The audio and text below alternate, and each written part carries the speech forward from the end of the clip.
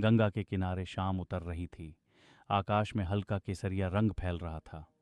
हवा में एक अजीब सी शांति थी, लेकिन नरेंद्र के भीतर तूफान था। आंखों में प्रश्न, माथे पर शिकन और मन में 100 बेचैनियां। वह चुपचाप स्वामी रामकृष्ण परमहंस के सामने बैठा था।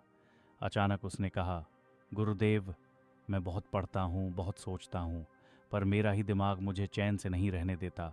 कभी डर, कभी क्रोध, कभी वासना, कभी अहंकार। क्या यही मनुष्य की नियति है? स्वामी रामकृष्ण मुस्कुराए। वह मुस्कान ऐसी थी जैसे कोई अनुभवी शिकारी अपने शिकार की चाल समझ चुका हो। उन्होंने धीरे से कहा, अरे मूर्ख, यही तो समस्या है। तुम सोचते हो दिमाग तुम्हारा है, लेकिन सच ये है कि तुम दिमाग के हो चुके हो। जिसने दिमाग को मालिक बना लिया वह कभी शांति नहीं पा सकता। जिसने दिमाग को गुलाम बना लिया वही राजा है। नरेंद्र चौंक गया। गुलाम? दिमाग को गुलाम? गुरुदेव, दिमाग तो सोचने की शक्ति है, बुद्धि है, वही तो हमें मनुष्य बनाती है। रामकृष्ण हंस पड़े। हाँ बिल्कुल, पर सुन, तलवार अगर योद्धा के हाथ में हो तो सुरक्षा है, और अगर तलवार ही योद्धा को नचाने लगे तो मौत तय है। दिमाग तलवार है और तुम उसे सिर पर बैठाकर नाच रहे हो। उन्होंने एक क्षण रुककर कहा, देख नरेंद्र, दिमाग बहुत चालाक है। ये तुम्हें यह यकीन दिला देता है कि मैं ही तू हूँ, जबकि सच ये है कि दिमाग तुम्हारा औजार है, तुम दिमाग नहीं हो। नरेंद्र की आंखें फैल गईं। तो फिर मैं कौन हूँ? रामकृष्ण ने अपनी उंगली नरेंद्र की छाती की ओर बढ़ाई।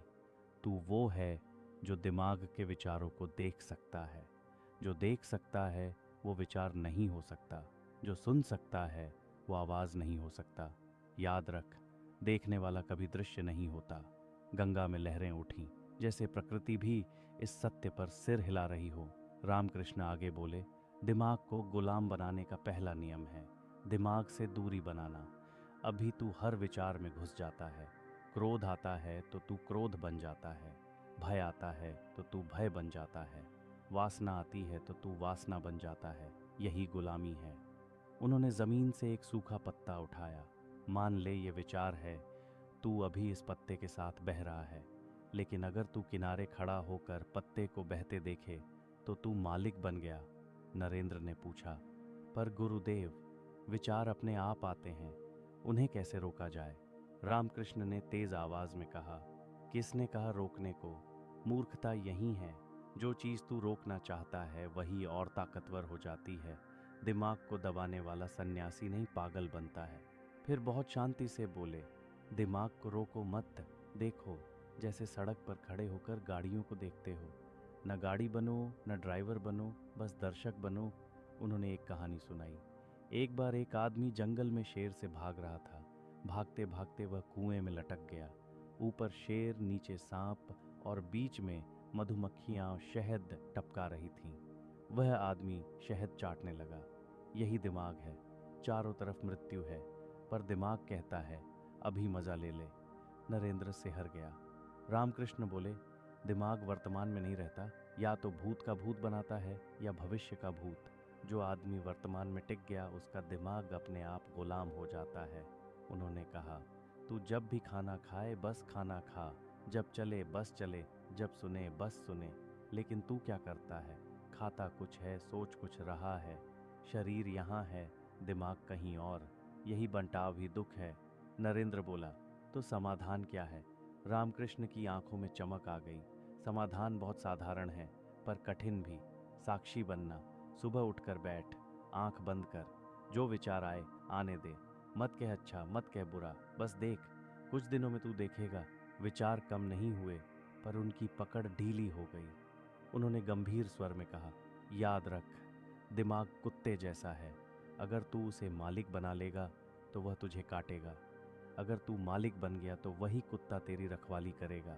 नरेंद्र को पहली बार भीतर कुछ बदलता हुआ महसूस हुआ। रामकृष्ण बोले, दिमाग को गुलाम बनाने का दूसरा नियम है शरीर पर अधिकार। जो आदमी जीभ का गुलाम है वह कभी मन का मालिक नहीं बन सकता। जो नींद का गुलाम है वह कभी आत्मा को नहीं जान सकता।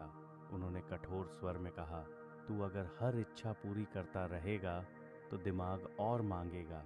दिमाग कभी तृप्त नहीं होता। उसे जितना दो उतना वह भूखा बनता है। फिर उन्होंने प्रेम से कहा, लेकिन मैं तुझे तपस्या का बोझ नहीं दे रहा, मैं तुझे समझ दे रहा हूँ। तू अपनी इच्छाओं को देख, समझ कि ये तुझसे बाहर की है। फिर धीरे धीरे उनमें से अनावश्यक को छोड़। गंगा की लहरें तेज हो गई थीं। रामकृष्ण बोले, तीसरा नियम, उच्च लक्ष्य। छोटा लक्ष्य दिमाग को शैतान बना देता है, बड़ा लक्ष्य दिमाग को सेवक बना देता है। जब लक्ष्य ईश्वर हो तब दिमाग अपने आप झुक जाता है। उन्होंने नरेंद्र के कंधे पर हाथ रखा। तू शेर है, लेकिन अभी तू खुद को भेड़ समझ रहा है। दिमाग तुझे डराता है, तू नहीं कर सकता, पर यह दिमाग की चाल है। उन्होंने जोर देकर कहा, जिस दिन तू दिमाग से कह देगा, चुप, अब मैं बोलूंगा, उस दिन तू मुक्त होगा। नरेंद्र की आंखों में आंसू थे।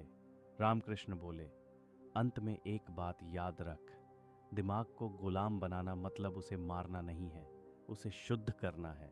जैसे गंदे पानी को फेंकते नहीं, छानते हैं।